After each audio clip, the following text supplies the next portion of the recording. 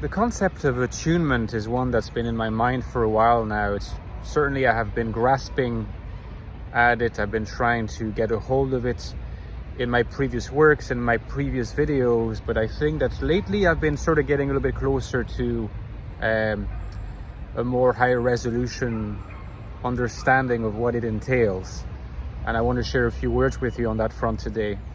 As usual, I'm outside the university, so if there's a bit of noise, I apologize, but this is kind of the only time I can actually record something for you. So what's attunement? Well, if you remember, or if you've read, in fact, The Infinite Soul, which is my new book on the INFJ, right? INFJ Life in the Modern World, which is a book that looks at how INFJs can find meaning, purpose, and rich lives in a world that is often hostile to us, namely the modern world. I talk about a concept called severance, right? The idea that INFJs, that happens to INTJs too, they constantly have the feeling of being severed between the NI world, the inner world of the mental archetypes, and external reality. You know, it's a little bit like if you're familiar with the show Severance, it's on Apple Plus or whatever it's called, that particular provider. There's two worlds.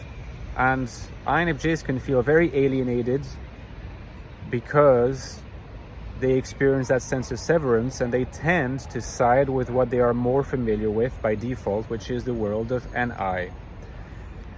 Attunement is essentially what it suggests it means, which is for an INFJ to be able to align the logic and purpose of the NI world with that of external reality. And I think it is the key to liberation. It is the key to becoming a spiritualized INFJ. Again, to use language that I develop in The Infinite Soul. Because, and this is something that I actually emphasize as my previous book, the Ecstatic Soul, which you might be familiar with, on INFJ consciousness. And it's a pretty deep investigation of the INFJ mind. You can still get it. I talk about the fact that alienation is not to be understood as a flaw. It's not to be understood as in a way as a defect that INFJs ought to overcome. It's actually dangerous to think in this way, because this would be tantamount to a denial of what constitutes the kernel, the essence of INFJ life.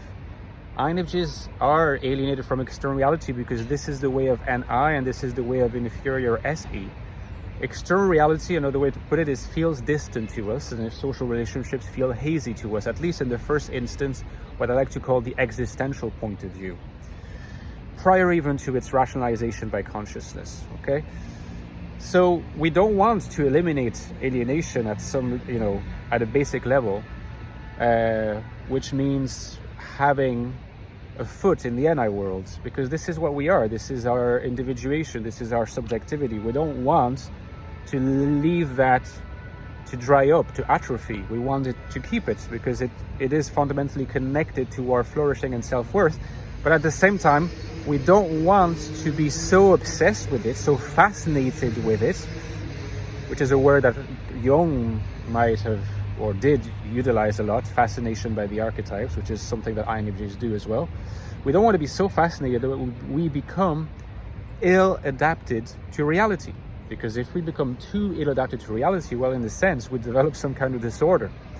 So we want to be able to straddle the NI world and external reality, which is another way to saying we want to overcome severance. We don't want to overcome alienation. We don't want to overcome the external world, because that's the most extreme form of solipsism. And in fact, if you push the solipsism to its extreme, to its absurd extreme, well, you die from no longer taking care of yourself or feeding yourself. So alienation is not to be overcome, but severance is to be overcome. So the question is, how can we overcome severance? Now, that's a vast topic, which I discuss in the Infinite Soul. In a sense, in the Infinite Soul is a guide toward at least learning to understand how severance can be overcome.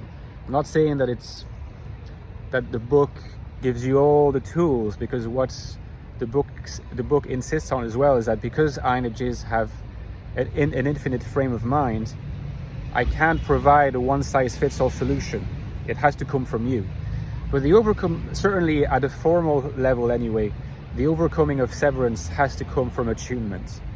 And attunement is this ability to connect, right? The substance of the NI world and the substance of external reality sounds like an impossible task. But if you really look at INFJ sages, INFJ,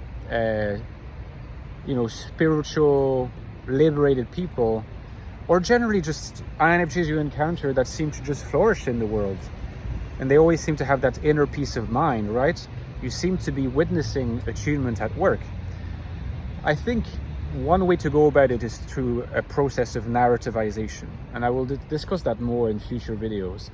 We have to be able to tell ourselves a story about what we are doing in external reality, even if you like, what we're doing might not seem like it is anything special at some level. What matters is the power of narrative, because there's infinite perspectives on what you are doing at any particular moment. There's an infinite possibility of description, and therefore of instilling meaning in things, which is an NI talent. It's an INFJ and an INTJ talent. So creating a narrative that fits with the content of your archetypal NI world. So, it could be something like someone who has a particular view of the future of humanity could tell a story about how their work for a non-profit, or their work as a psychotherapist, or they work on other domains, links up with that particular inner content, to bring a certain level of concreteness to the inner content through narration. Because if there's no narrativization, I think you'll feel the disconnect too strongly. If there is too much narrativization, you could potentially jeopardize what you're doing in external reality, such as, for example, if you have a responsibility towards your patients, as a therapist, or if you're at work. So it's a fine line. But I think this idea of attunement, attuning the external and the internal, is key here to spiritualization and liberation. And so, the full blooming and blossoming of INFJ life. Anyway, so let me know what you think on this. If you have any thoughts, if you thought that was an interesting contribution, give me a like, of course, and don't forget the lifeblood of my channel is my Patreon page. My channel depends on donations, and on Patreon there's a growing community there. We can interact, you can suggest new content, always looking for that. I provide some bonus content, some young readings as well, so anywhere from $3.50 a month. It's not a lot. You can really help. Consider it, okay? Talk to you soon, guys. Bye bye.